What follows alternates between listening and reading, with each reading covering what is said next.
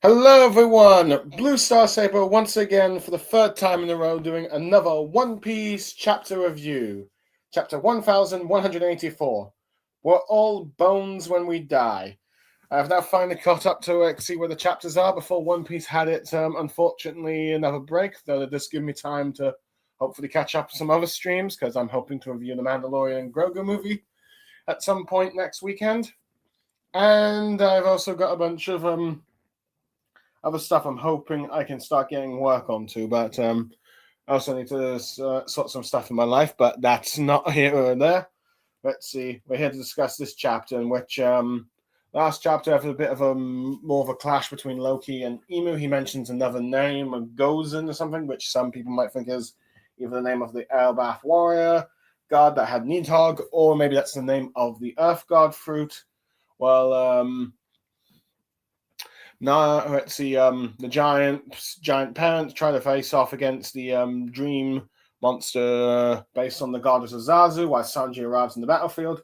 While Usopp and the other Straw Hats question Brook about her relationship with Gunko, and Brock starts to talk about how now she was someone he never wants to speak again about, but now wonders, given the current events, wonders if she is being manipulated and stuff. And we cut to a flashback where we learn of Brock's life as a captain of a guard, the king he's owed a debt to, and his relationship with the young Princess Shuri, who seems to have a very a crush on him, if you will, and who Brock in turn has a crush on, has a thing for her mother, much to the king's annoyance. But Brock is arguably the trusted captain of the guard, as we see him have taken down a bunch of guardsmen, a bunch of gangsters coming after the Queen, who was also a former captain of the guard, and arguably both him and her are arguably icons for this kingdom.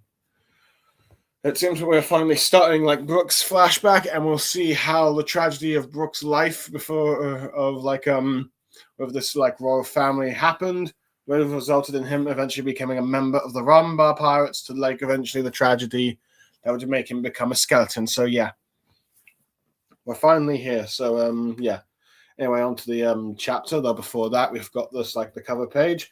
Reader's request: Brock getting electrocuted by electric jellyfish while swimming in the sea by Primo di Takashi, which we see Brock being electrocuted by a bunch of jellyfish. Like he says, he's on a rubber tube thing. It seems like he's doing a thumbs up pose, and the jellyfish look like Emu, which is a very interesting choice from Oda. I wonder if this is perhaps a reference to what's been going on with Brook in this latest arc, with Emu attacking him for interfering with his plans, or particularly his control over Gunko. I wonder if this is some sort of symbolic stuff, but either way, I think it's just Oda just using a reader's request to just draw of a question and cover about Brook, and using some sort of events of the current arc of Emu to Britzy sort of keep it up to date on this sort of thing. So yeah, so that is basically what we have here.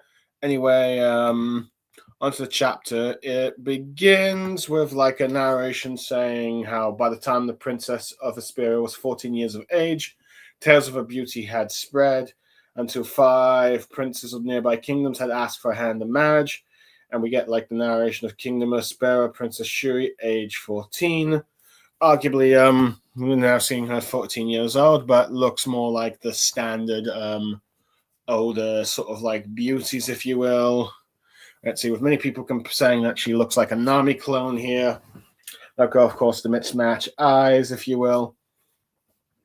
We see her knocking down one of the princes that says he yields, and then you've got all 5 of them calling him so weak, and they all apologizing, they're sorry. And Princess Shuri ends up saying how she does not like weak men or men who can't play music, which confuses the princes. And of course, we get the idea that her type of man is basically Shuri. That's his bit for Shuri. It is basically her type of man is, oops, wrong image. Her type of man is Brooke, if you will, which we see has also aged to age 27 now, arguably getting closer to the age, I think, when he became like a member of the Rumbar Pirates. He's currently 90 years old. He was 88 when the Straw Hats first met him, so he was like 38 when he died. So this is arguably 11 years before Brooke became a member of the Rumbar Pirates. So yeah, and it seems like Brooke holding her hand as they're walking. Brooke asks her, "I heard you defeated all the princes in combat, Princess Shuri." As we got the narration box of Brooke's like position in the kingdom as the captain of the convoy, with her saying, "I sure did with a love heart. You like strong women, don't you?" Brooke says, "Well, I'm a lot stronger now and a lot cuter." With Brooke saying, "I suppose you are."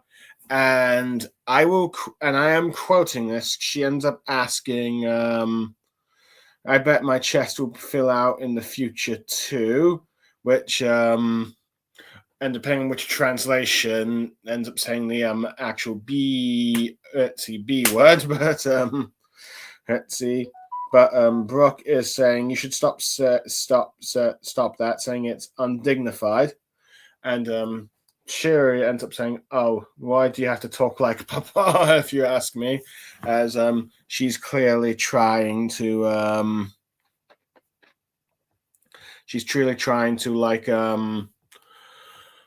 let's see, appeal to Brooke by being strong and saying, "Oh, she's cute now," and that she probably developed more into a woman when she's older. But as Brooke is giving her that lecture and all that stuff, he unfortunately immediately goes to like his sort of like personality, of which we running gag of seeing two beautiful women, and it goes like, "Oh, my hello, beautiful ladies. Might I have a gapper at your well? Can I see your panties?" Basically. And Gunko, Princess Shuri, if you will, gets mad enough that she throws her like sword at him, saying, "Who's undignified now?" Arguably annoyed that Brooke would do this sort of behavior. And you see them like Brooke singing, saying, "Oh, the cows and the frogs, the slaves and the kings, we're all bones when we die." Sing the verses again. Well, actually, Shuri's also singing them. And after a little bit of laughing, Shuri talks about how she loves Brooke's songs. And Brooke says His Majesty was the same. And Shuri goes like, "You really love Papa, don't you, Brooke?" And of course, her mother as well. As Brooke says, he does owe everything. If he hadn't met his father, he'd be nothing but bones now. And arguably, this is where we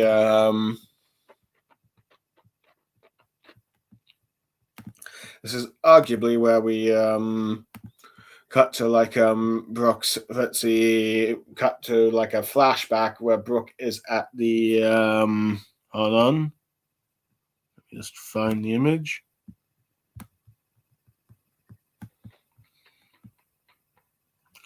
We see that Brooke is at the age of 11, if you will.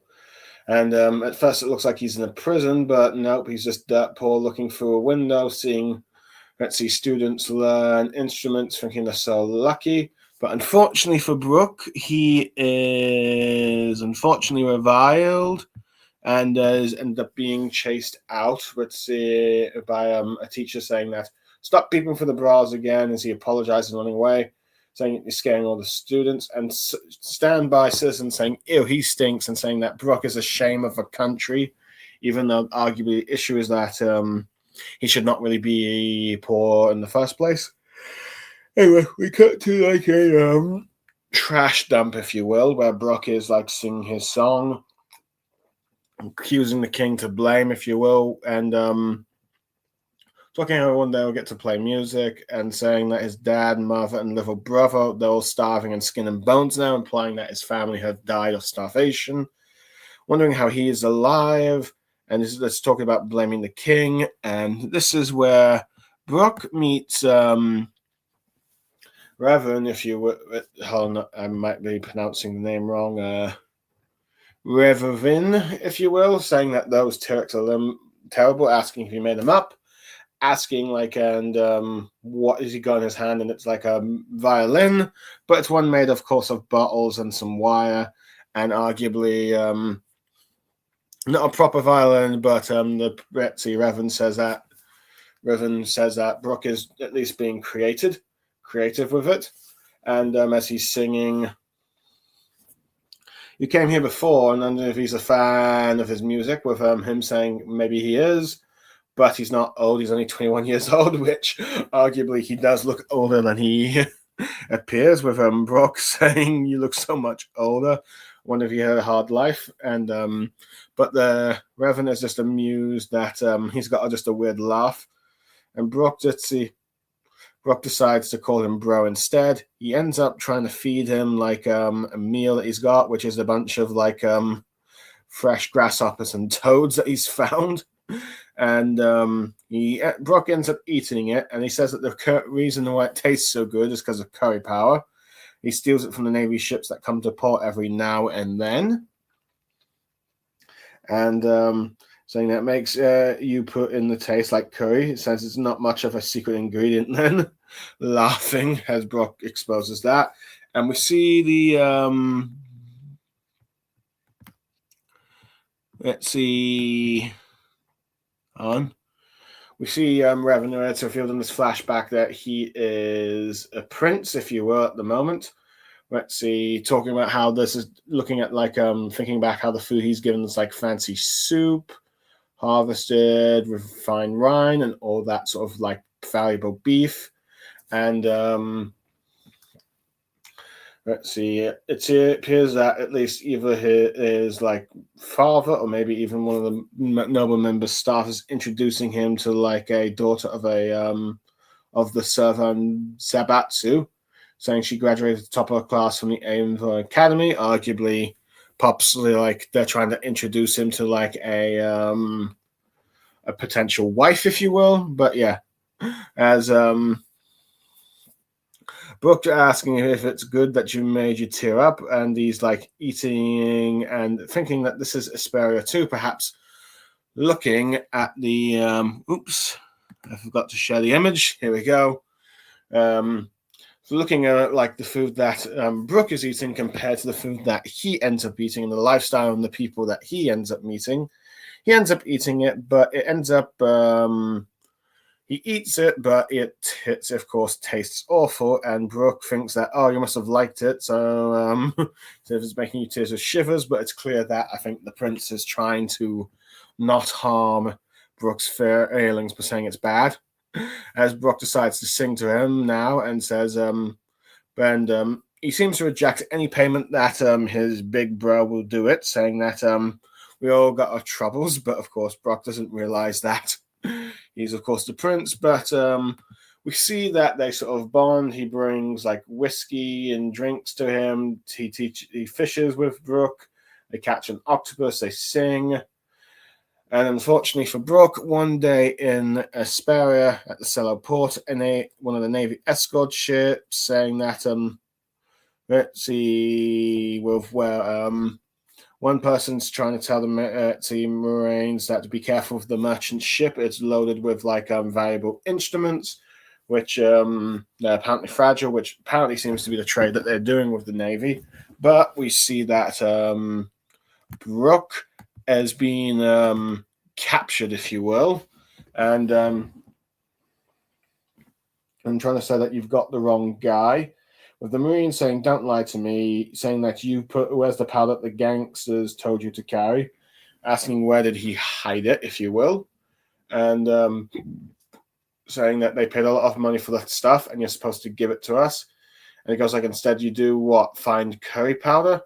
As Brooke is trying to sing his cows, frogs, and slaves and kings, saying that he'll die in bones, the Marines get annoyed, telling him to stop singing, as he's just trying to think to himself, if I keep singing, I might be able to relieve the pain just for a bit. Marines decide that since he's seen our faces, we need to kill you and the gang. As Bronx, as he tries to sing more, that we're all bones until we die. And this is where basically the as we see someone barging in, shouting Brooke's name, if you will. The Marines are all sort of like shocked by this, and we end up seeing that the prince has arrived to help Brooke, if you will. Hold on, let me just get it up. Here we go. The prince has arrived to help Brooke, and he's just like shouting, "Big bro!" Ritzy probably just happy that his brother is here, but the Marines call out Prince Reuven, revealing that he's a prince, much to Brock's shock. The prince hugs him, says he's glad he's all right, but he doesn't know what to do with himself. He died. With a bunch of the royal guards telling him to stay back, saying that the battle convoy will handle this. With him saying, "Don't try to stop me, he'll do this with self." And look what these guys did to his little friend, saying that they need to feel the same pain. Let's see, with the Marines shocked that this is the battle convoy, with, let's see, message saying, "Prince Reuven, we've caught the Milan family," revealing that apparently any mule who was transporting their drugs, mule, which Marines realized that, okay, they really just accidentally kid who just loves curry powder. And the guards try to persuade him that saying that you have to set your personal grudge aside, saying that the royal government's navy, but the prince does not care, saying if the government's backing these scum, then it's truly coming to the end, saying, "Isn't that right, Candela?" And she says, "I am your trusted blade, Highness. I'll fight at your side." With the navy saying, "Hey, stop, we're the navy." Let's see. And they say, "No, you're not." And we get this awesome panel of the prince and Cannondale, future king and queen, if you will, striking out and defeating the Marines. Brock is amazed by their swordsmanship, with the citizens saying, "Did you hear Lady Candela's done it again? She saved the kingdom from peril." And we end up seeing the Espar Palace, if you will, as they realize now Brock is now awake, as the, let's see, Canada, who's now currently the battle commander, saying that, "I'm not angry at you, Prince Reuven. She's simply asking that you be a bit more mindful of your royal position." But he doesn't really mind about that, just concerned about Brock, as Brock's surprised that he's a prince. He apologizes for not telling him that he wasn't trying to hide it, but he's just having so much fun around Brock. And also tells him not to tell anyone about stealing the curry powder. With Candela saying that every time the prince went missing, they went into panic trying to find him, but only to realize now she realizes that, okay, he's been basically hiding with this sort of like not realizing that she would have hid with this adorable little friend, but Brooke is completely smitten by this woman, and arguably this is how he falls in love with her, if you will. And unfortunately, Brock causes a nosebleed, and she apologized for it. "Oh, sorry, I didn't mean to know you're still wounded," but Brock is just saying that it is fine. Let's see. Well, actually, the prince says he's fine, just ignore him, and tells Brooke that, saying that since he's his favorite musician to his staff, he's to be given a room in barracks and play some real instruments, and so he can attend school, and saying that we got a new star in Asperia, and we see that as that is announced. We see that Brooke, as you get closer up on his image, he starts to sort of like cry, if you will. Ending the chapters, the guy says, "I love this guy. If we keep him around, life in the past is going to be way more fun." Ending the chapter. So yeah, arguably that is my overall thoughts. I suppose now it's time for like my overall thoughts on the chapter, if you will. So yeah, just give me a sec.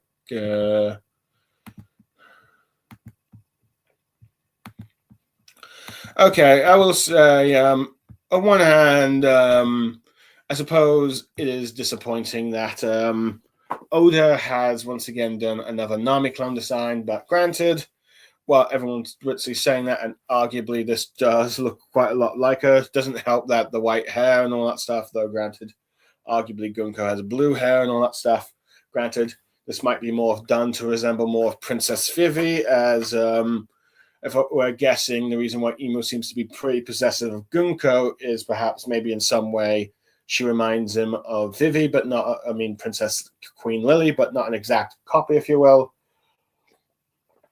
So she might be a sort of substitute, if you will, which may have some very dark implications, but we'll have to wait and see on that regards. But yeah. Anyway, she's 14 years old, which is arguably the youngest we've seen Oda do with this sort of character design. Though, granted, it's not fully like, I guess you could say, the same full-on ground physique that you would see with Nami, if you will. So, yeah. Now, arguably, this is just another 7 years into their life, and granted, I'm hoping at the very least that when Princess Shuri becomes Gunko, if you will, and stays like a sort of immortal appearance, she is, of course, hopefully at least 4 years older, but we'll have to wait and see. Though, granted, it seems Oda might be going to like 7-year time jumps with that stuff, so it might be the next time we get a time jump, she'll be like 21, because arguably I would probably feel pretty uncomfortable with, like, if it turns out Princess Shuri has been 14 and Oda has been showing let's say her lower half the way he has with Gunko's design, which was already very heavily criticized, and it'll probably be even more criticized if it turns out that Gunko has remained this age for like 70 years or so. But yeah, but it's no doubt that given Oda's standard beauty standards, yeah, she is desired by at least 5 princes, which arguably in many ways it's sort of similar to how Princess Shirahoshi and even, I guess, Princess Vivi have many suitors, but of course they reject them. But honestly, she is much more harsher than them, ends up having them challenge her to a duel. They'll get their butts whipped, and as a result, deemed too weak for her to marry. And so arguably, this Princess Shuri is, of course, a bit of a fighter, because we know that she becomes Gunko, a God's Knight. Oh, she's able to diff half the Straw Hat crew. Granted, they're not like the top members, like the Monster Trio, but still. And of course, we know her type is, of course, Brook, if you will. And arguably, given how he looks kind of like Michael Jackson, I can see why she has a crush. So, arguably, despite 7 years ago asking Brook to marry her, Brook still rejecting her, it seems like she still hasn't given up. Granted, well, the next time we get a time skip, will she have grown out of this crush of Brook, or will she still have it? I am curious to see if Oda is building a romance between these two, which may have some problems given the fact that,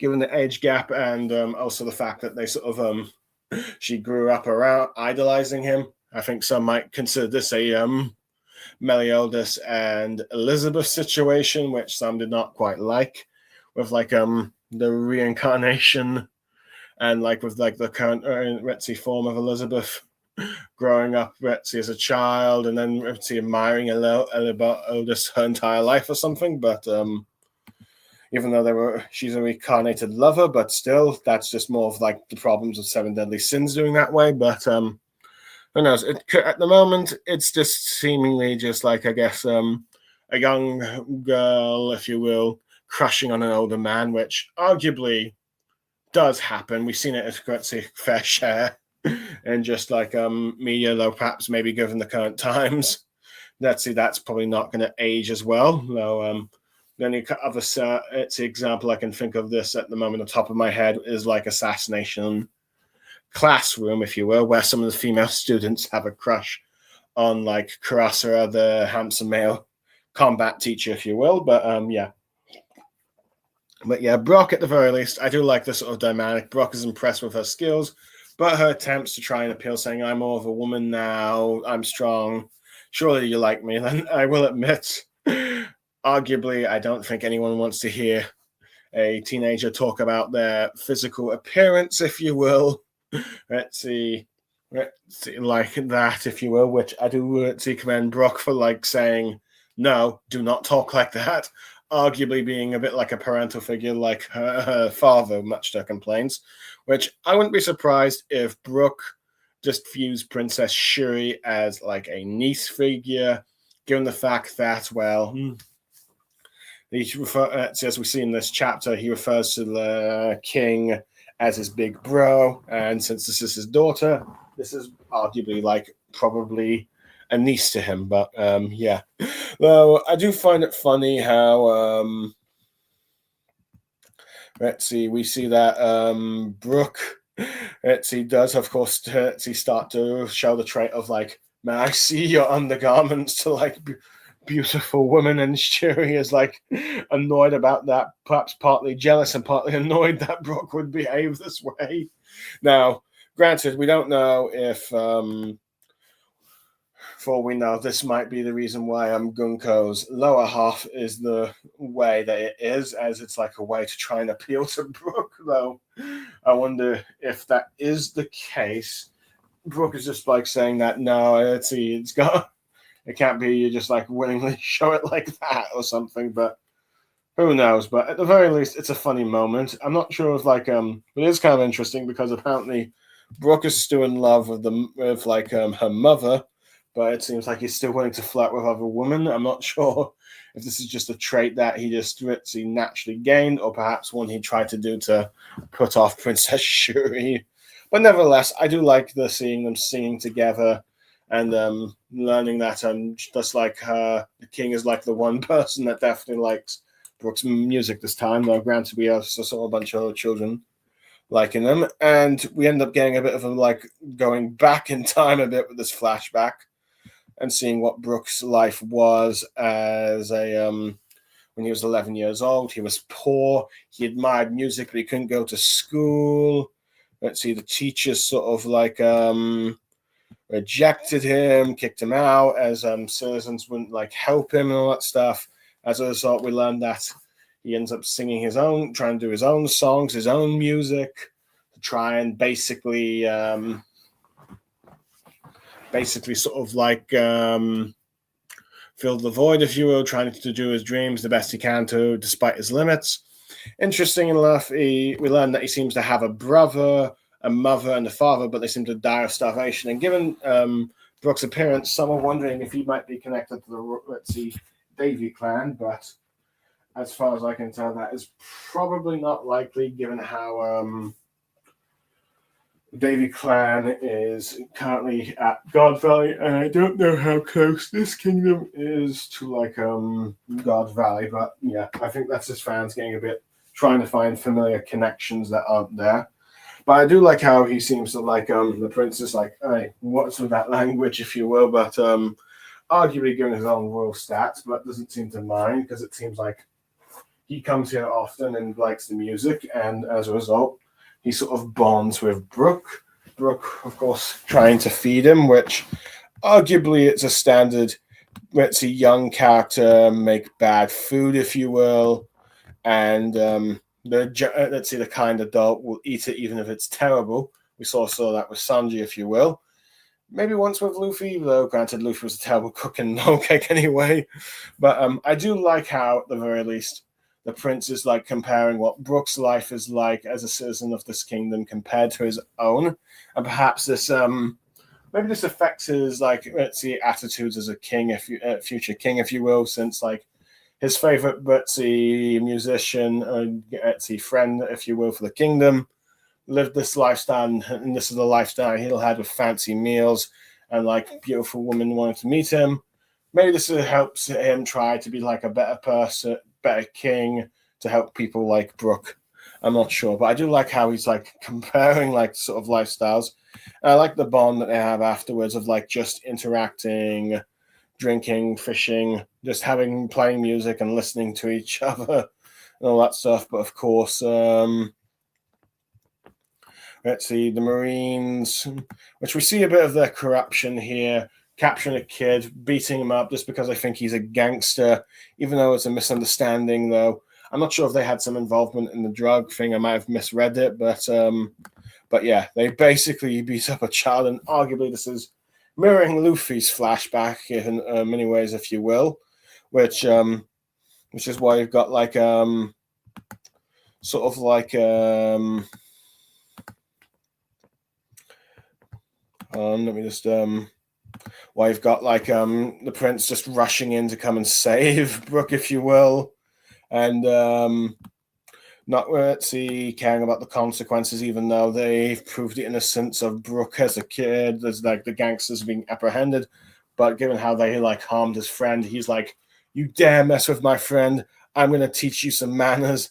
And I do like how Candel is willing to be like his devoted steel, but this does lead to question with like the way her wording is. Though some fan translations sounds like it's like the same titles, like the devoted steel, like the God's Knights, if you will, or God's Knight rank, which leads to more to wonder if like she is actually a spy, and of course actually a member of the Menmar family that eventually allows Gunko to become a part of it, if you will, against her will. But at the moment, let's see, she seems to be at least a devoted blade, though granted, given the fact that she doesn't seem to have aged much, though, let's see, we don't, so this might imply, one, yeah, she is a God's Knight with some sort of form of immortality, or two, this is Oda's standard beauty thing that he won't let his female characters age that much, if you will.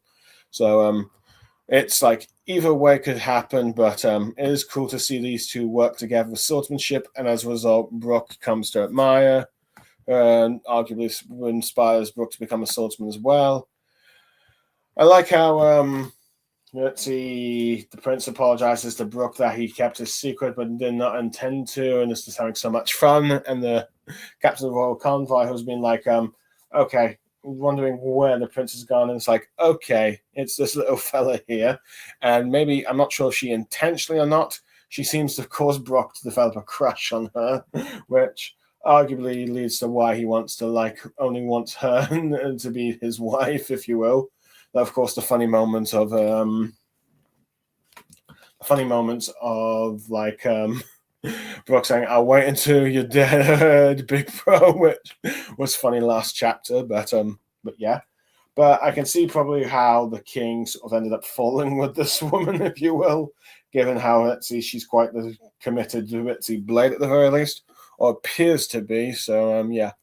And I do like how the Kings decide that, okay, since you're my favorite guy, Brooke, I'm going to give you the life you wanted. Music, you're going to go to that school, you're going to have a nice thing. You're like my personal musician now. And you can see how Brooke, as a result of this chapter, has become a very sort of like devoted follower of the king, why he considers a life debt and why he's so loyal to him, and why, when it seems like Princess Shuri ended up actually apparently killing him, why Brooke decided to never say her name again, because it's like, you killed the man he owes everything to. So, yeah, arguably, this is a very good chapter, if you will. Overall, I'd probably give this chapter sort of like a 7 out of 10, if you will. It's pretty good of a flashback. It's a setup, it's a startup of the flashback, showing Brooke's life as a poor kid, befriending a guy he doesn't realize is the prince of the kingdom. Then he gets in trouble one day, and then the prince arrives to help him and then promises him a new lifestyle. It has some elements of like flashbacks we've seen before. Sanji with the whole bad cooking, feeding to like his mom, Luffy being captured and beaten up, and then let's see the prince, and then his future queen coming to save, and then of course like let's see at the end the kid getting like the Straw Hat getting like a good life. In some ways, it kind of reminds me of like when Dr. Hill decides to take care of Chopper. That stuff is like the standard things, but arguably we know down the line there's going to be tragedy where apparently the king was killed by his own daughter. So there's going to be some probably more original stuff down the line with this flashbacks. I'm not sure how long it's going to last. My guess is probably 2 or 3 more chapters at the very least. Maybe 4 if I want to do the standard 6. Though granted, if he's going to wrap this up to chapter 190, let's see, if people realize that Elbaf is going to be like ended to like a chapter 1200, that means there'll only be like, there's like 16 or if 10 if the flashback lasts that long chapters left. So it might be that we might be entering the territory of being like 1,210, maybe even 20. Who knows? It depends on how long Oda wants his climax to be. But yeah, it also on how long this flashback is going to be as well. But yeah, overall, a very good chapter. And also, we got to see how Princess Shuri became quite a fighter. And of course, still trying to like pursue Brooke, if you will, though. There's minor criticisms of like, I guess, her being like looking like a Nanako on the side. Still like a little like fun dynamic to learn of Brooke's relationship, and then him telling her how he became indebted to her father and all that stuff. So yeah, flashback looking good. More characterization for Brooke that we've probably waited for like hundreds and hundreds of chapters. So yeah. Anyway, that's all I had to say. I hope those who end up listening to the stream enjoyed what I have to say, and I'll see you next time when the next chapter comes out, which will be for 2 weeks. But for now, I am Blue Star Saber signing out. Thank you, everyone, and goodbye for now.